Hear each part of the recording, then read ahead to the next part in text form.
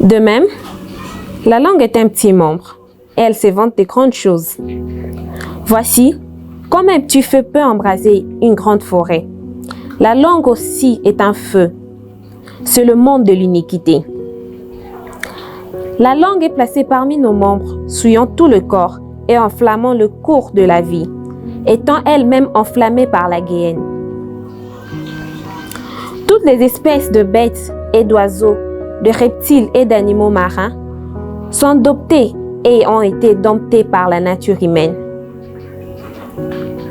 Mais la langue, aucun homme ne peut la dompter. C'est un mal qu'on ne peut réprimer. Elle est pleine de venin mortel. Par elle, nous bénissons le Seigneur notre Père, et par elle, nous maudissons les hommes faits à l'image de Dieu.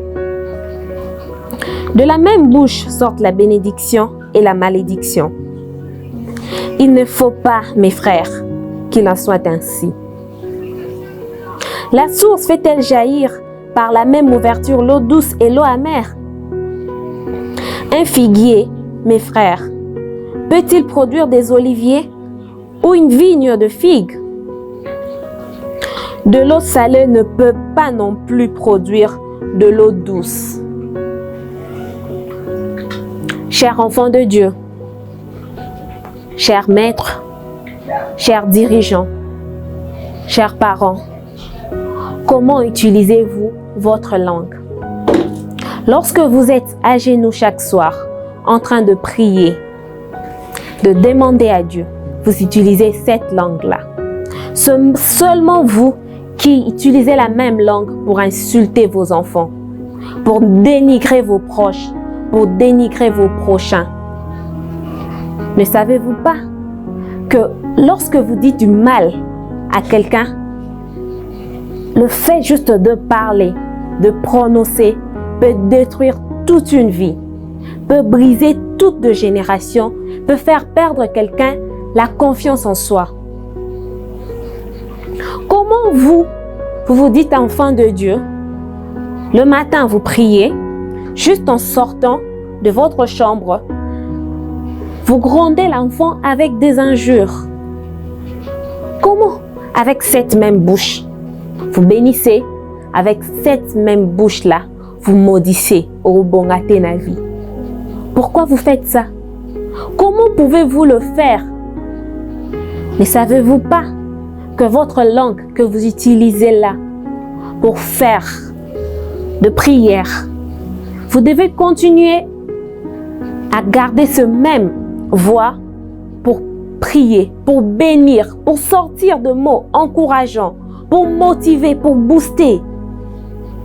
Ne perdez pas votre identité. Votre langue peut vous détruire vous-même d'abord. Votre langue peut vous tuer. Comment toi, une personne, avec tête, tout le membre, avez-vous du mal à contrôler votre langue? Comment cela? Est-ce normal de le faire? Non, non, non, non, non. Moi, je ne pense que ce n'est pas normal et ce n'est pas une bonne chose. Ne détruisez pas. Utilisez votre langue pour construire. Utilisez votre parole pour bénir. Utilisez votre parole pour orienter. Au lieu de réprimander, orienter. Au lieu de dénigrer, motiver. Votre parole peut construire toute une vie.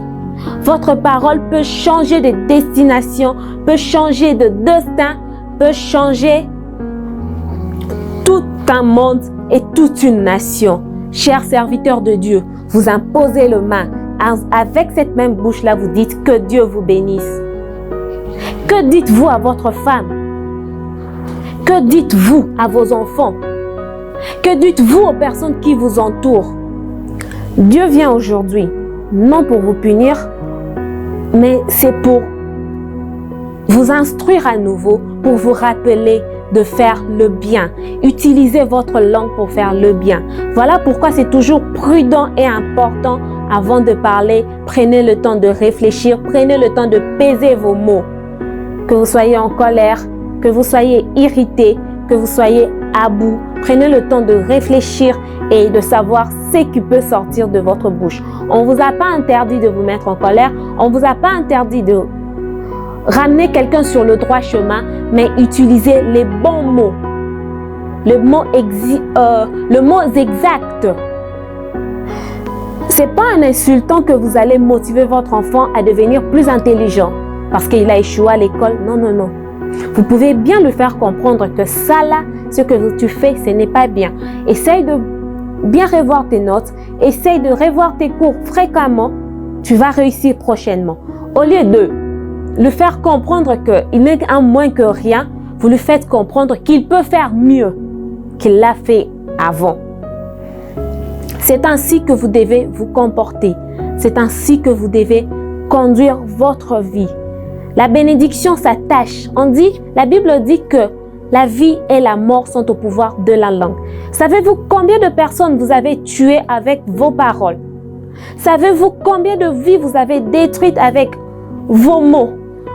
Tu ne te rends pas compte de l'impact qui ont vos mots sur la vie de quelqu'un. L'impact que ressent la personne qui a écouté, là où ça va, dans le cœur, dans la tête. Qu'est-ce qui crée? Vous pouvez oublier. Vous ne savez pas ce que vous avez dit. Vous n'arrivez pas à comprendre l'impact ou le poids qu'a cette parole. Mais qu'est-ce que la personne a ressenti en écoutant cela? Utilisez bien vos paroles. Utilisez votre langue pour bénir. Utilisez votre langue pour faire le bien.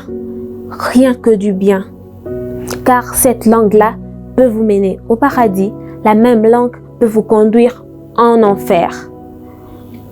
Je nous prie, je nous exhorte, vous et moi, de prendre une décision de maintenant.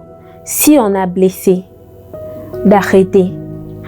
Si on est impulsif, on ne sait pas trop contrôler nos langages, que Dieu nous donne la force, que Dieu nous donne la capacité de tenir notre bouche.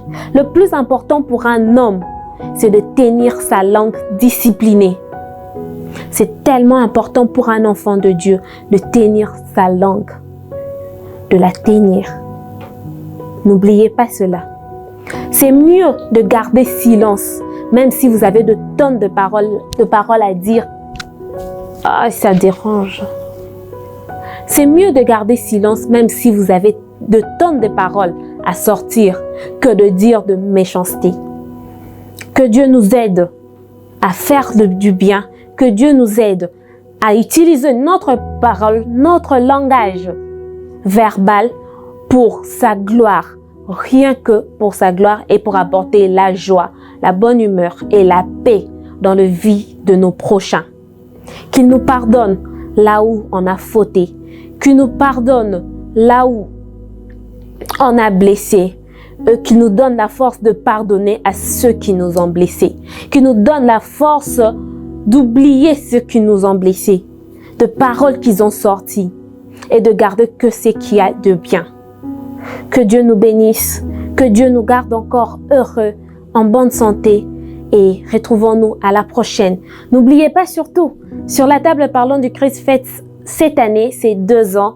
Déjà le 16 qui vient de passer, nous fêtons 2 ans et nous rendons gloire à Dieu et merci à vous de nous faire confiance, de nous suivre régulièrement. Que Dieu nous bénisse abondamment.